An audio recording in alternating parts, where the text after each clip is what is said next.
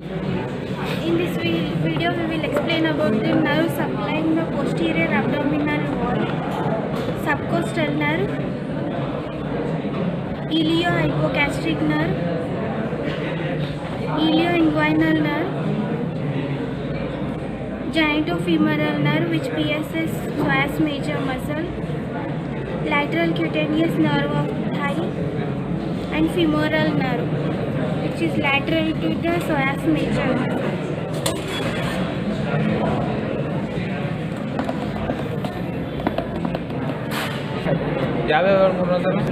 Attachments of muscles of the posterior abdominal wall. Psoas major, origin from anterior surface and lower borders of transverse process of all lumbar vertebrae, and from vertebrae T12 to L5. Insertion: muscle passes behind the inguinal ligament and in front of the hip joint to enter the thigh. It ends a tendon which receives the fibers of iliacus on its lateral side. Psoas minor. Nerve supply of psoas major branches from the roots of spinal nerve L2 and L3 and sometimes L4. Actions with the iliacus. It acts as a powerful flexor of the hip joint, helps in maintaining stability at the hip, balances the trunk while sitting. When the muscle of one side acts alone, it brings about lateral flexion of the trunk on that side. It is a weak medial rotator of the hip. Quadratus lumborum, origin, transverse process of vertebra L5, iliolumbar ligament, inner lip of the iliac crust. Insertion: transverse process of upper 4 lumbar vertebra, medial half of the lower border of anterior surface of 12th rib. Nerve supply: ventral rami of spinal nerves T12 to L4. Actions: fixes the last rib during inspiration so that contraction of diaphragm takes place more effectively. When the pelvis is fixed, it may cause lateral flexion of the vertebral column. Muscles of both sides acting together can extend the lumbar vertebral column. Iliacus, origin, upper 2/3 of iliac fossa, inner lip of the iliac crust and ventral sacroiliac and iliolumbar ligaments. Upper surface of lateral part of sacrum. Insertion: lateral part of anterior surface of the lesser trochanter.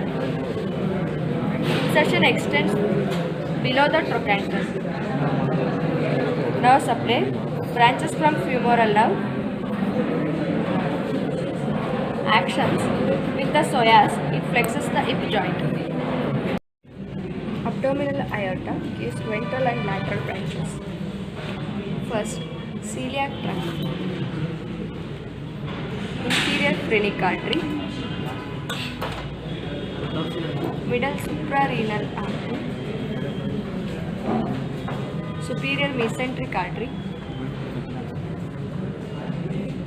renal artery,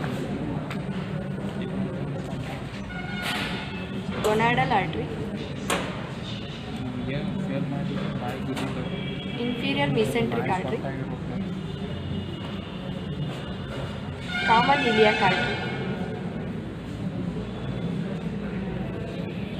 Celiac trunk, which gives branches to common hepatic artery, left gastric artery, and splenic artery.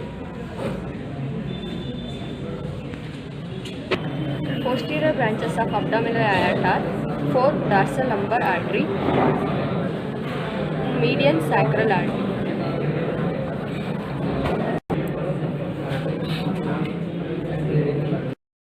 We will discuss the posterior abdominal wall. We have removed the stomach, small intestine and large intestine up to the rectum. Here you can see this is a rectum. This is the left side, and this is the right side of the posterior abdominal wall. This is the right kidney. Here you can see this is the right ureter. This right ureter which is crosses the common iliac, and also there is a right common iliac, and here the common iliac which is divided into the external iliac, and this is the internal iliac artery. And this is the, here you can see this is the spermatic cord, and this is the testicular vein, and this testicular vein which is directly open inside the inferior vena cava. This testicular vein which is directly open inside the inferior vena cava, and this is the right testicular vein directly obliquely open inside the inferior vena cava, and this is the right testicular artery, or it is called the gonadal artery. It is called the gonadal artery. On the left side, here you can see we have dissected whole. This is the testis, and it is inside the scrotum and the sinus of epididymis on the posterolaterally, and this is a side determination. These are the spermatic cord, and it contains. Here you can see this is the testicular vein. Initially there is a 8 number of the pumpiniform plexus, then gradually it is united, and here there is a 4 in number. This is a 4 number of the along with the gonadal artery, and then it becomes the 2 in number. In upper part only 2 in numbers. Here you can see this is the only 2 in number, and along with it there is a gonadal artery. This is the left gonadal artery or left testicular artery, because this is a male.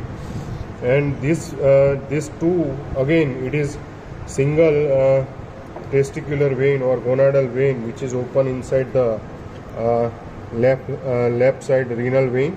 So it is right angle which is open, so that's why it is more chances of the varicocele on the left side as compared to the right side, because the right side testicular vein which is obliquely open inside the inferior vena cava, and this is the right side gonadal artery. So these are the 2 branches of the abdominal aorta. It is a gonadal artery.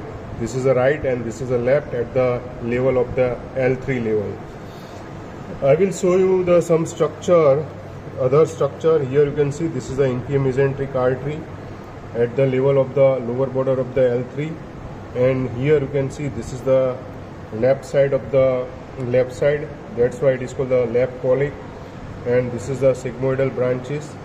These are the sigmoidal branches, and this is the superior rectal artery. This is a continuation.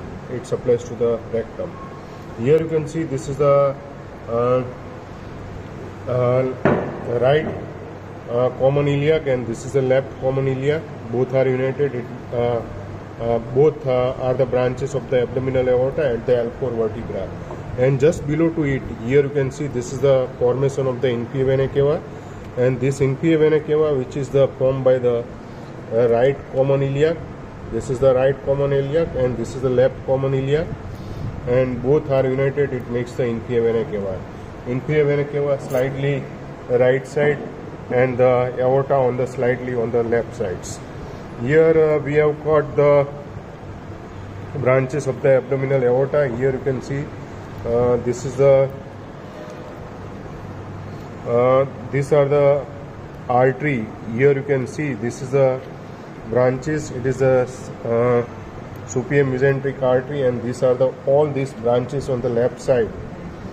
All these left side branches are the jejunum and ileal branches. Jejunum and ileal branches, and continuation it is the ileocolic artery. Other branches we have already cut. And here you can see this is a left kidney, and just most anteriorly inside the hilum, this is the left renal vein. Just below to it, you can see this is a left renal artery. Here you can see this is a aorta, and aorta gives the left renal artery. This is the inside the pelvis. This is the left kidney.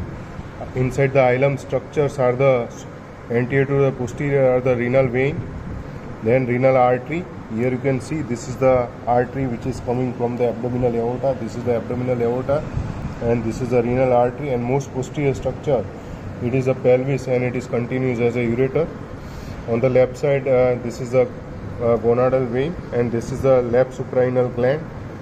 This is the left suprarenal gland. I will show you. This is a spleen. Here you can see this is a splenic vein, and it is united with the inferior mesenteric vein. And here you can see this is a superior mesenteric vein. Both are the vessels, superior mesenteric artery and veins are together. So this is a superior mesenteric vein, and both the superior mesenteric vein and splenic vein united, it makes the portal vein. This is the portal vein. You can see here, this is the bile duct we have cut from the second part of the duodenum opening.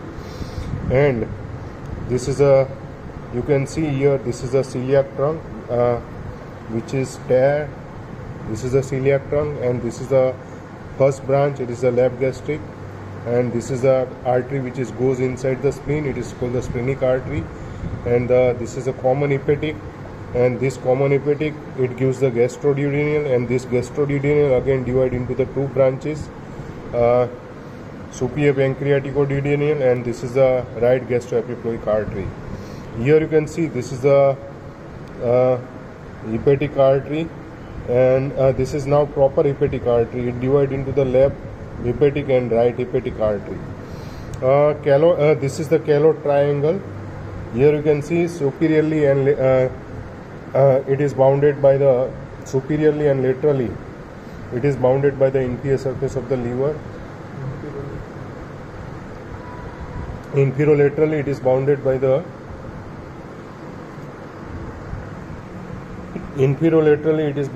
cystic duct. Here you can see this is the gallbladder and continues as a cystic duct, and medially it is bounded by the hepatic ducts, common hepatic duct, and this makes the bile duct. So this triangle, it is called the Calot's triangle. This is the Calot's triangle. Other structure I will show you. This is the right side of the kidney, and this is the right suprarenal gland. This is the right vein, and this is the right suprarenal gland, and this is the right kidney. This is the inferior vena cava. So these are the structure. Here you can see just below to the kidney, there are three nerves. This is the subcostal, iliohypogastric, and ilioinguinal nerve. This is the iliacus muscles. This is the quadratus lumboris, and this is the transverse abdominis muscles. Here you can see this is the nerve which is over the psoas major. It is the genitofemoral nerve. This is the nerve which is the lateral cutaneous nerve of the thigh, and just lateral to the psoas major, this is the nerve. It is the femoral nerve, and we already discussed these are the three nerves: subcostal, iliohypogastric nerve, and ilioinguinal nerves. So these are the structure which are lies inside the posterior abdominal wall, and hope you will enjoy after the remove the intestine, mainly the stomach, small intestine, and large intestine. Here you can see on the side of the aorta, these are the para-aortic lymph node. I will remove the lymph node. These are the group of the para-aortic lymph nodes. Here you can see these all are the lymph nodes. Here you can see this is the right common iliac, and this is the left common iliac artery, and this is the termination of the abdominal aorta. In between there is a median sacral artery. This is the median sacral artery, and these are the branches which goes on the posterior aspect of the aorta, are the lumbar branches. You can see these are the all are the lumbar branches of the aorta. 1, 2, 3, 4, total 4 lumbar branches. Here you can see there are 3 lumbar branches. This is the, we already discussed the median sacral artery. It is the unpaired artery between the termination, at the termination of the abdominal aorta at the L4 vertebra, This is the common median sacral artery. This is the median sacral artery. Here you can see these are the branches of the lumbar branches. All 4 lumbar branches you can see here. This is the first lumbar artery. This second, third, and just below to the renal vein. Here you can see this is the fourth. This is the 1, 2, 3, and this is the fourth. So these are the 4 lumbar arteries. And here you can see this is a sympathetic chain. This is the sympathetic chain on the, this is the left side, and this is the just this is the right side of the sympathetic chain. So these are the structure inside the posterior abdominal wall. Here you can see this is a psoas major. This one is the psoas major. We already discussed this is the iliacus, this is the quadratus lumborum, this is the transverse abdominis muscles. So this is about to the structure inside the posterior abdominal wall. This tutorial is on the muscles of the posterior abdominal wall. So you've got 5 muscles that you need to know about here. You've got the quadratus lumborum, you've got the psoas major and minor, you've got the iliacus, and you've got the diaphragm. So the psoas major and minor sit kind of medially, the iliacus is inferiorly, and the diaphragm sits at the top superiorly, and then you've got the quadratus lumborum sitting kind of posteriorly and laterally. So this view that we're looking at here, I've removed the anterior abdominal muscles, and I've removed the muscles of the back and the spine, so we can view these posterior abdominal walls quite nicely. So we'll start off with these medial muscles, the psoas major and minor. So this muscle here, this large muscle, is the psoas major, and you can see its attachment here on the vertebral bodies. So it attaches from the vertebral bodies from T12 down to L5. And if I fade away the other muscles, you can see its insertion on the lesser trochanter of the femur. So you can see its origins here. It sits anterolaterally on the vertebral body, so it sits in front of the transverse processes on the bodies of vertebrate T12 down to L5, and it serves to, it's a hip flexor, so it flexes the thigh at the hip joint, so it brings the thigh up like this. And also in the lying position, if you imagine this model in the supine position, the muscle can sort of act in the reverse way, so it can flex the vertebra. So it can, if it's in the supine position, the psoas major can contract to bring the vertebra up like this. So flexion at the flexion of the vertebral column rather.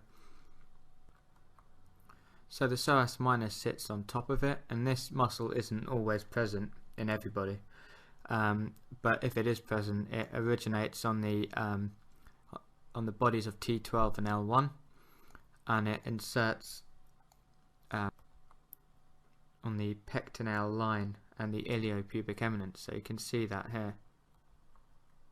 So I've just isolated the muscle, and you can see its origin on T12 and L1, and it inserts on the iliopubic eminence and the pectineal line.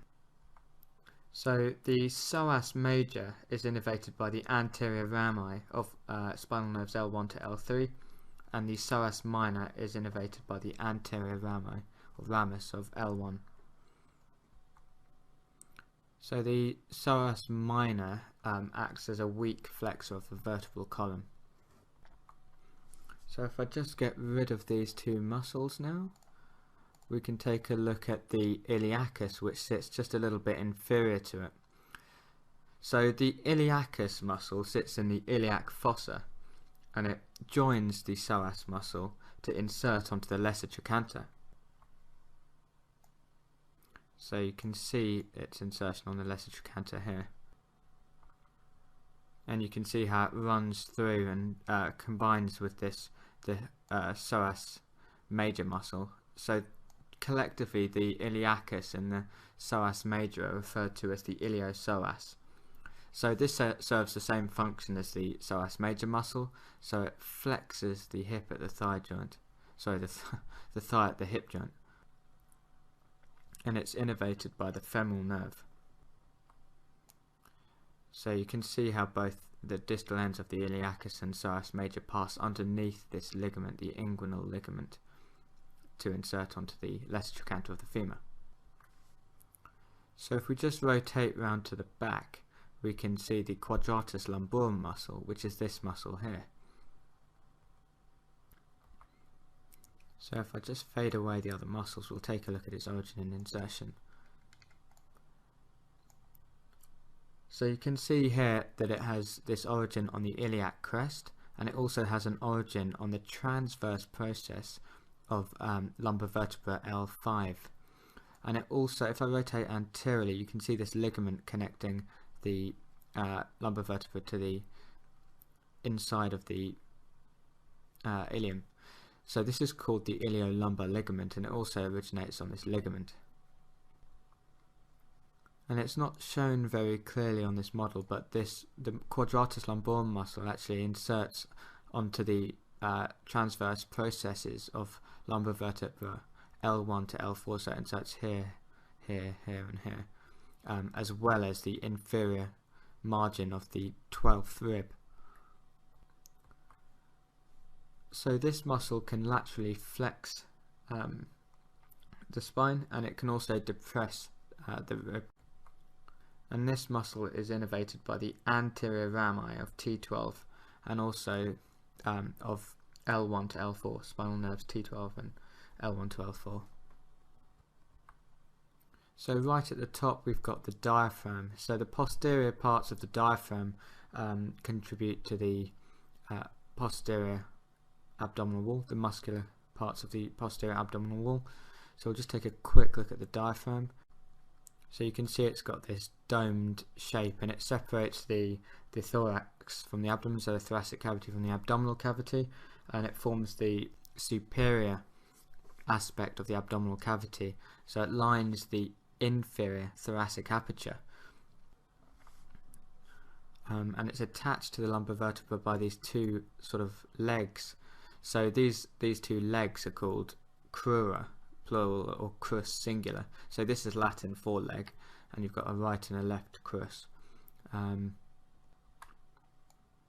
if I rotate the model around, you can see that there's this central tendinous section, and there's a few holes, so various structures pass from the thorax into the abdominal cavity via these holes.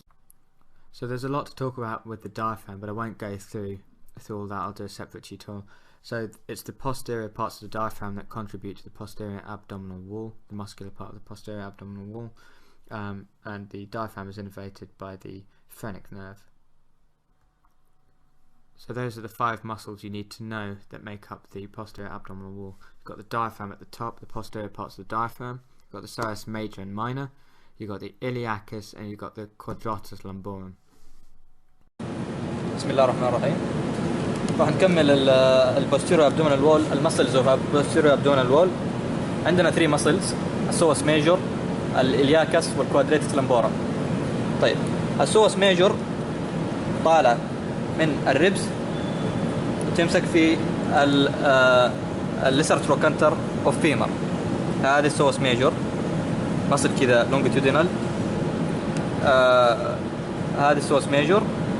الإلياكس في الإلياك فصة، هذا الإلياكس.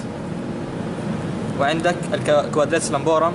الكوادريتس لامبورم والإلياكس كيف تفرق بينهم؟ الكوادريتس لامبورم فوق تحت الليفر والجول بلادر، لكن الإلياكس تحت في الإلياك فصة، تمسك في الليسر تروكانتر اوف فيمر مع السوس ميجور. يعني هذا السوس ميجور، هذا الإلياكس، وهذه الكوادريتس لامبورم. برضو هنا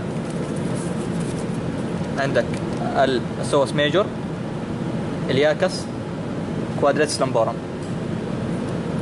طيب باقي النيرفز إذا جت هنا النيرفات ما هي واضحة، لكن اللمبر بليكسس في 6 نيرفز نعرف فيها. المهم the only nerve يعني يطلع من الانتيريور سيرفيس اوف سوس ميجور، يطلع قدام الانتيريور سيرفيس اوف سوس ميجور هو الجينيتو فيمورال نيرف.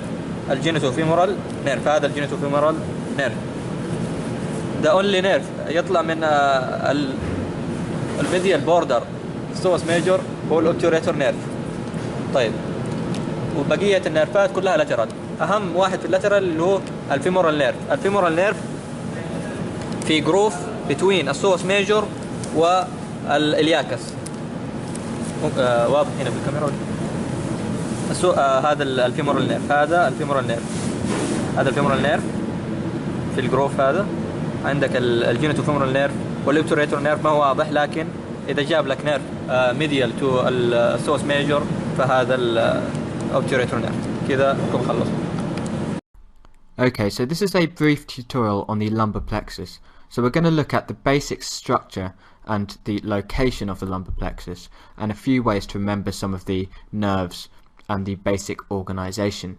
So the lumbar plexus is formed from the anterior rami of L1 to L4, and it also receives some fibers from thoracic nerve T12. So there are 6 main nerves which come off the lumbar plexus, and they can be remembered using the following mnemonic. So it's I twice get laid on Fridays. So the nerves that you need to remember are the iliohypogastric nerve, the ilioinguinal, the genitofemoral, the lateral femoral cutaneous, the obturator nerve, and the femoral nerve. So the mnemonic is I twice get laid on Fridays.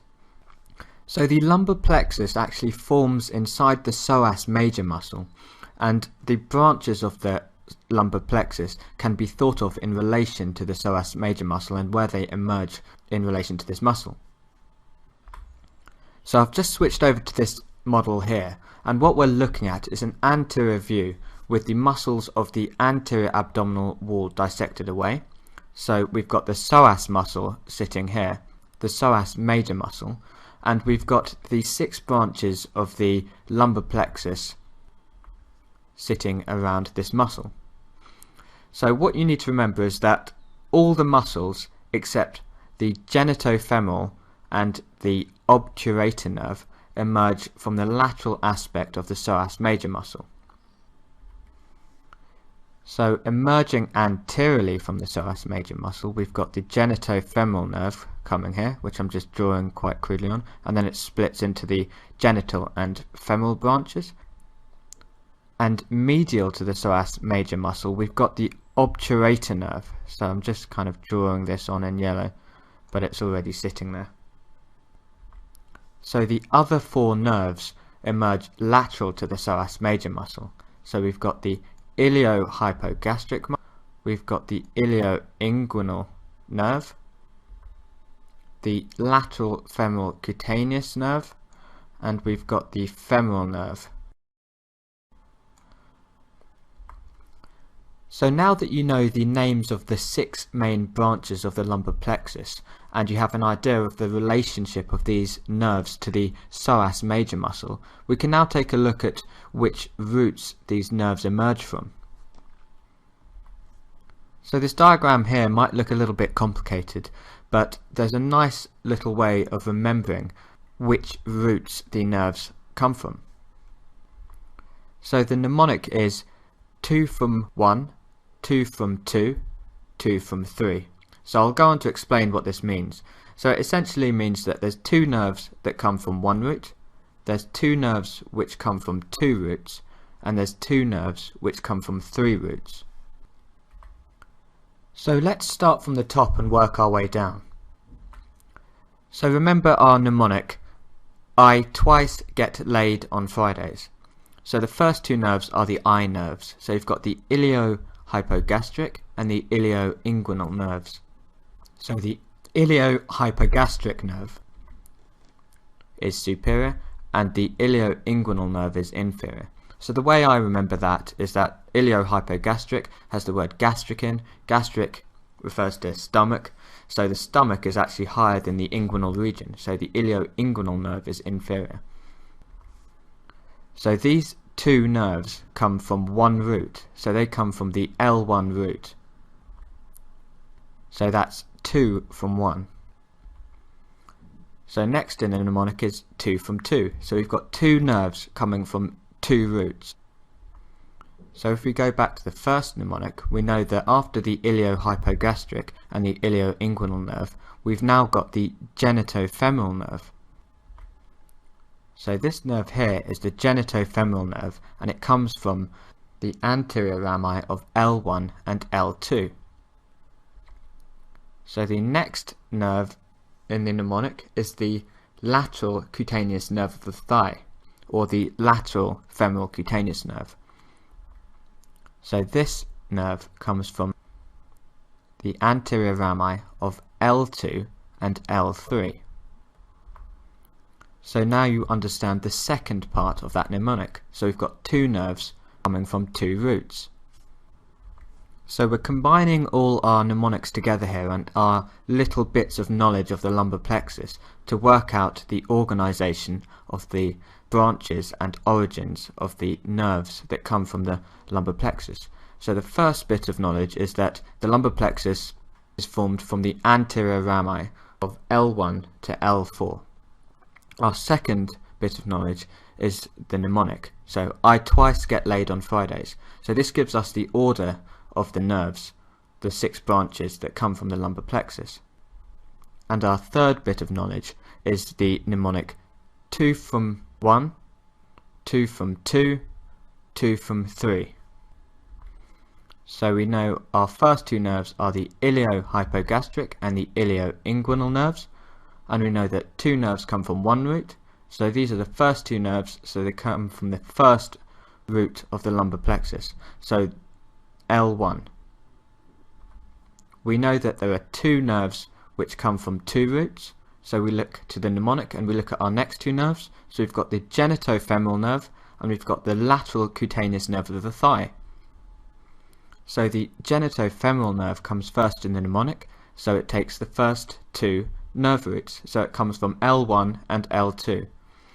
The lateral cutaneous nerve of the thigh is the next nerve in the mnemonic, so this comes from the next two roots, so it comes from the L2 and L3 roots. So now we are left with two nerves from three roots. So by process of elimination, we know that these must be the obturator nerve and the femoral nerve. So these are the principal nerves of the lumbar plexus. They innervate the largest muscle groups. So the obturator nerve innervates the muscles of the medial compartment of the thigh, and the femoral nerve innervates the muscles of the anterior compartment of the thigh. So these are the principal large nerves, so they originate from the largest number of nerve roots, so 3 nerve roots. So you can see the obturator nerve here, and it originates from L2, L3 and L4. And as you can see, this is the femoral nerve here, and it also originates from the same roots. So it originates from L2, L3 and L4. So just to reiterate, we've got two nerves from one root. We've got the iliohypogastric and the ilioinguinal nerve coming from the first lumbar nerve. We've got two nerves coming from two roots. So we've got the genitofemoral nerve coming from the first lumbar nerve and the second lumbar nerve. And we've got the lateral cutaneous nerve of the thigh coming from the second lumbar nerve and the third lumbar nerve.